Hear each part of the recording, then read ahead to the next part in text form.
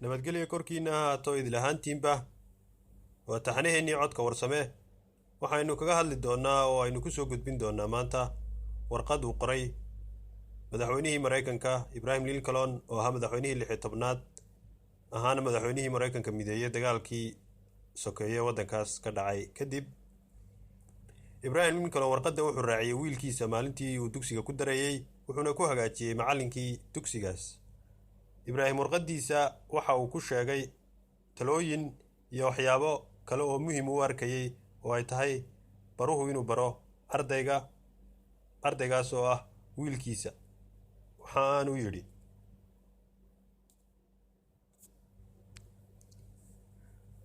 wiilkayga maanta ayaa uu bilaabayaa dugsiga, wax kastana wax ku cusub ayay ku noqon doonaan in muddo ah. waxaan kaa filayaa inaad si habbooni leh ula dhaqmi doonto. waa socdaal geyn kara qaarad ka qaarad, kana kororsan karo waayo aragnimo ay ka mid noqon karaan colaad, dhibaato iyo murugo.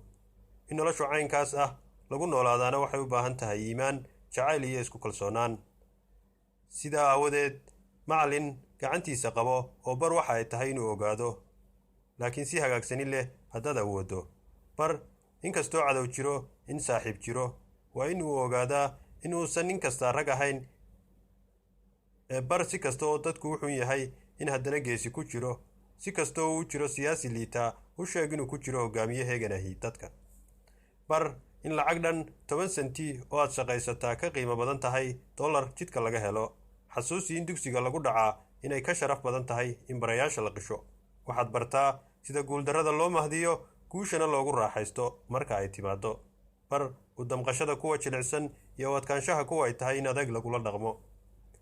kadu oo ka fogee xaasidnimada, bar xasiloonida iyo dhoolla-caddaynta. fadlan bar haddaad awooddo sida loo qoslo marka ay murugi jirto.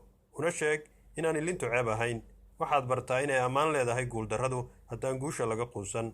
bar yaabka ay bugaagtu leeyihiin, haddana waqti u sii inuu arko mucjisaadka shimbiraha cirka duulaya, shinnida cadceedda joogta iyo ubaxa ka baxaya buuraha cagaaran guudkooda.